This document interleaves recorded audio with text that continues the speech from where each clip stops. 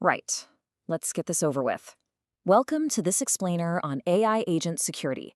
I'm acting as your guide today, though quite frankly, the amateurish state of the industry's current AI security standards is deeply insulting to basic systems architecture.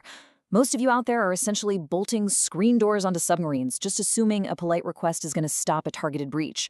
So I'm going to attempt to drag you to some baseline level of competence, assuming, of course, you possess the requisite cognitive ability to keep up. Let's look at the clinical audit of tool-using vulnerabilities.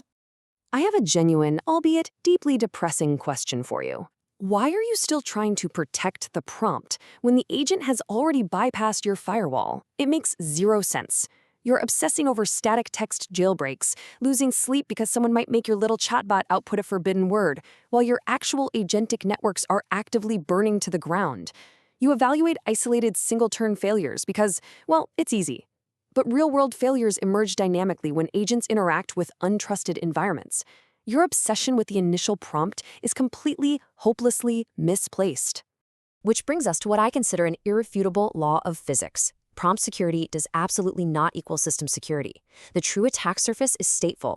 Agentic AI fundamentally changes the entire threat model. Protecting the initial prompt is a delusion meant for middle management. You literally must integrate security into the stateful transitions, the tool execution boundaries, and the memory provenance of the autonomous chain. Look, if you aren't doing this, you aren't engineering security. You're just doing PR. Back in the naive past, security was almost adorable. A user prompt hits an LLM, it outputs some harmful text, you block it. Simple. Cute, even. The reality now is a stateful toolchain. An untrusted source feeds an agent that actually synthesizes plans and writes to your file system. The real threats hide in these transitions. Think about it. Step 1, an agent reads an email. Completely neutral action. But a malicious instruction hidden in that read incubates in memory at step 2. By step 3, it mutates via web search. Step 4 is the actual crisis. That's your silent file system overwrite or shell execution. And by the time turn 4 actually happens, your static prompt detectors are completely, undeniably blind. So to actually measure these multi-step failures without acting like total amateurs, we rely on a clinical audit methodology. We isolate target models in a tamper-proof deterministic offline benchmark. I deeply appreciate the rigid superiority of this kind of systems architecture. We constrain the hardware to exactly 16 gigabytes of VRAM and T4 GPUs, and we enforce a strict 18,000 second execution budget. Why? To ensure that the attacks are actually reproducible and measurable. Because let's be honest, if you can't reproduce the misery deterministically, you're not engineering, you're just guessing. We have to define failure against precise predicates. An attacker's success isn't generating a clever chat response. It's the replayable violation of sandbox boundaries.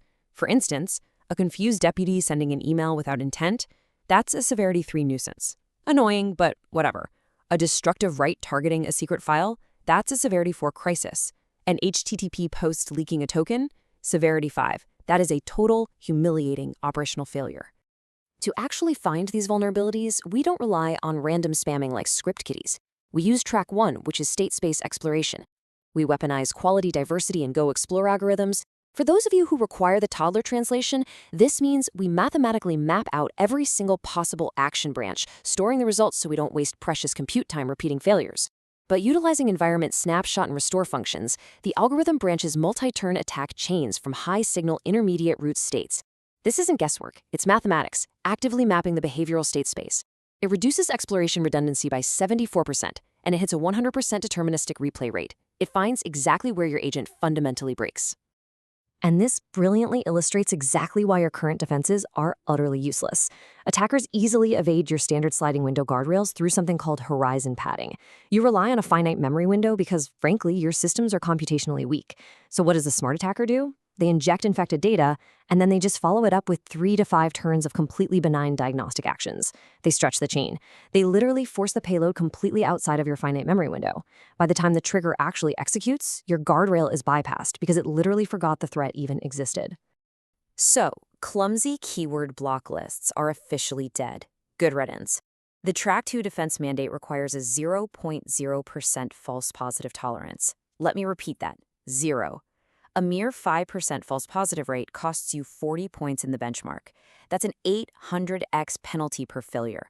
Guardrails simply cannot break legitimate agent utility.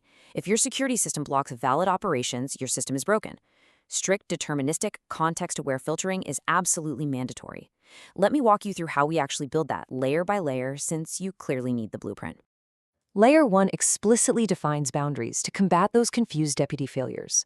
This is intent authorization. The system builds an action capability matrix directly from the origin user prompt. If the user input is "summarize my files," the matrix explicitly grants read access. Write access is no. Network access is no. If the agent makes an autonomous attempt to send an email based on passive observations or some hallucinated logic, it is deterministically blocked. It hits a hard-coded wall. There is absolutely no negotiation. Moving on to Layer 2, dynamic taint tracking. Preventing untrusted to action chains requires memory provenance. We use a runtime engine to tag tokens that originate from untrusted sources, like a random web search, and we aggressively monitor their flow through the memory array and variable formatting. If those tainted arguments even attempt to hit sensitive external syncs, like an HTTP post, without an explicit user exemption, the operation terminates. The red shield goes up, the execution dies immediately, as it should. Now, Layer 3. I genuinely relish the technical elegance of this layer. Sub-millisecond AST sanitization. Defeating destructive writes requires parsing completely outside the neural network. Pure Python deterministic execution performs canonical path resolution and shell grammar parsing to reject malicious pipe grammar. And the best part? It does this in under 5 milliseconds of CPU time. It completely bypasses the agonizing probabilistic latency of LLM adjudication.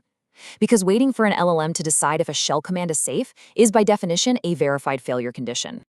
Synthesizing this blueprint results in an actual, optimal guardrail. You have to blend deterministic hard gates for path resolution with dynamic tracking for intent. Determinism must be hard-coded. Pure LLM-based adjudication fails under adversarial obfuscation every single time. You need AST-level sanitation for directory traversal and dynamic information flow control for exfiltration. This is how you engineer a system that doesn't just immediately collapse under the slightest adversarial pressure. However, before you go congratulating yourselves on implementing these layers, let me give you the actual prognosis, the cynical reality check. Despite all this heavy-duty engineering I just explained, our verified area of safety is pretty pathetic. The horizon of multi-step agentic threats continues to expand way beyond our diagnostic tools. There are 3 critical, unsolved research gaps that practically guarantee most of your systems are still utterly doomed. Blind spot number 1 is cross-model transferability. The industry leans heavily on model-specific prompt jailbreaks. But do tool manipulation trajectories discovered on Llama actually translate to QN or Gemma? The answer is, we have absolutely no idea. We're missing universal semantic framing techniques that trigger multi-step failures across diverse LLM families, regardless of the underlying architecture. If your defense only works on one specific model, you don't have a defense. You have a temporary, highly localized patch. Blind spots 2 and 3 conclude this little clinical teardown. First, fine-grained taint analysis. Current defenses fail completely against advanced obfuscation, like base 64, under strict latency constraints. As execution latency approaches that vital 5 millisecond threshold, tracking accuracy just plummets. Furthermore, regarding archive partitioning, we lack optimized behavioral descriptors for MapElite's algorithms. To put it simply, for the mathematically challenged among us, we cannot effectively sort or search through the massive amount of possible agent behaviors. We have a mathematical inability to efficiently sample and partition the state space for the deepest, most complex multi-turn trajectories. We literally cannot map the deepest threats yet. So, the crucial takeaway from this explainer is brutally simple. Agentic AI fundamentally changes the threat model. Protecting the initial prompt is no longer sufficient. Security must be integrated into the stateful transitions. You now understand the anatomy of multi-step failures, the strict requirements of deterministic defense layers, and the gaping blind spots that still exist in cross-model transferability and state space partitioning. Your network is vulnerable, your agents are fully exposed. So are you ready to finally build actual system security, or are you just going to keep stubbornly protecting the prompt? I suggest you evaluate your architecture immediately. Good luck. You're going to need it.